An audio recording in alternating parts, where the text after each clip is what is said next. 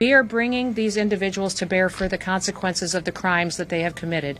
Specifically, those that I addressed today are against our children and shows truly the deranged monsters that they are.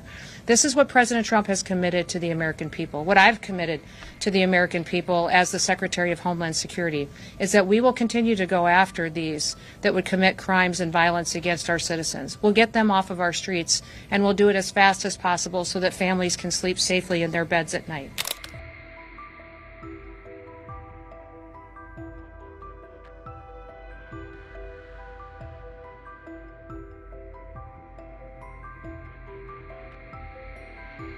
Nebraska has announced plans for a new immigration detention center as the Trump administration expands immigrant holding facilities. The new facility, named Cornhusker Clink, built on a prison camp in McCook, will house detainees awaiting deportation and immigration hearings. It follows the opening of Florida's Alligator Alcatraz and Indiana's Speedway Slammer, part of a national ICE expansion. Nebraska Republican Governor Jim Pillen said that the facility will keep Nebraskans safe, while DHS Secretary Kristi Noem thanked him for partnering. Noem warned that those in America illegally could end up in Nebraska's Cornhusker Clink, urging illegal immigrants to self-deport. The facility will include 280 beds for people awaiting deportation or deportation proceedings, according to DHS. Nebraska's National Guard will reportedly assist with logistics, and state troopers will help federal agents make arrests and transfers. ICE is rapidly expanding capacity nationwide, aiming to detain up to 100,000 immigrants at once across new and existing centers.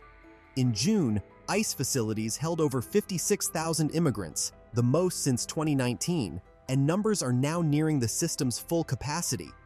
The new Nebraska Center joins other new sites, including Florida's massive Alligator Alcatraz in the Everglades, a 3,000-bed complex surrounded by swamps and wildlife, which has already drawn lawsuits over conditions and detainee rights. In North Florida, a second facility known as the Deportation Depot is set to open inside a state prison, with room for 1,300 detainees and expansion plans to hold up to 2,000. Indiana has also been tapped for a 1,000-bed facility called the Speedway Slammer, a move that has triggered protests in the state known for hosting the Indianapolis 500 auto race. Despite mounting legal challenges and opposition, Trump and his administration argue that the expanded detention network is essential to enforcing immigration laws and protecting Americans.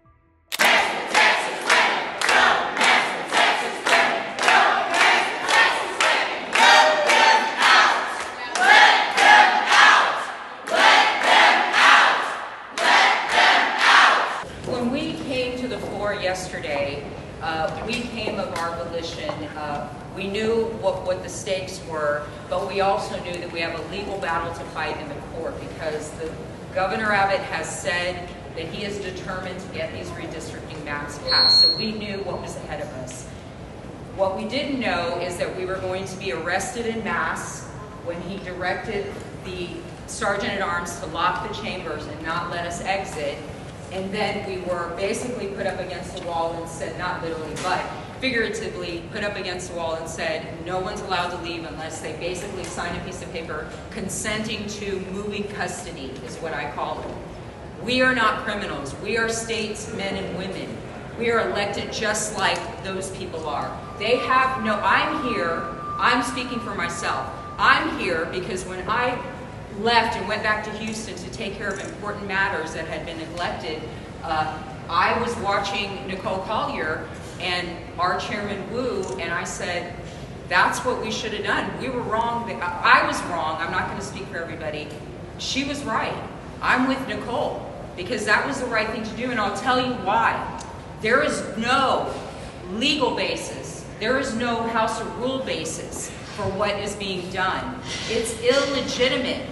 The only power that they have is the power that I give with my consent for them to be able to do this. And I thought about it, and I might have done the wrong thing on day one when my back was against the wall, but I am correcting course.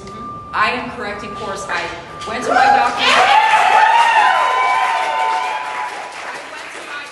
appointments in Houston, and I